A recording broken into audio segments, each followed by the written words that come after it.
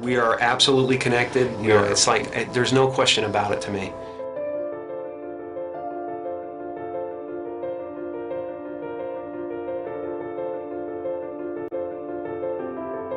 There's no separation. That's been physically proven by science. I think everybody's looking for something that they already have. I think the reason that we don't notice it is because we are so distracted by the human levels of our experience. Because you might not actually be what you think you are. The fact that we are already enlightened, we're already complete, and it's just realizing that you're complete. So everything we do to each other, or everything we see in each other, is us seeing ourselves. And yet the one thing that remains is this feeling of existence. I'm not a human being that has consciousness. I'm consciousness that is shaped into a human being. All of us are energy. A human being is a very complex pattern of energy. I always have been that energy, and I always will be that energy. I know this conceptually. Why don't we feel it? And just like an ocean is water in motion, we can call a certain part of that ocean a wave, but it gives us the illusion that the wave is a separate entity in the ocean. But a wave is not in the ocean, a wave is the ocean.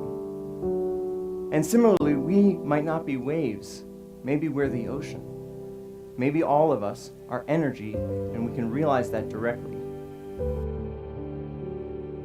All suffering is based on the illusory separation that there's an individual in the environment, that there's a person that has to survive, that this specific collection of 1,000 trillion atoms has to hold itself together.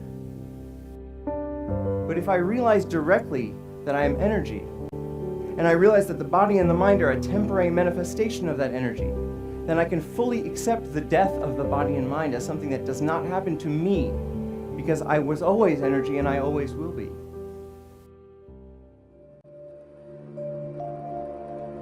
Ego tries to convince us we need to get something, this immortality, that we already possess.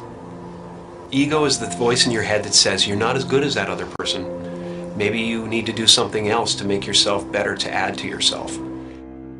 You know, and that's what it constantly is doing. It's trying to keep you from being you and me right now, loving this and loving this life. Once you realize you're complete, then this life and everything in it becomes a play of form, something to toy with and play with and make something good out of, and it really isn't to be worried about. It's to have fun with. You know, everyone is looking for God. And everyone is God. And that everyone is it. It's just now, what do you want to do? And once you realize that, then there's nothing you need. It's just play. You know, nothing you do is going to add anything to you. Right. And nothing you do is going to take anything away from you. So there really is nothing to do except play. And so the only moment that mattered to us was right now.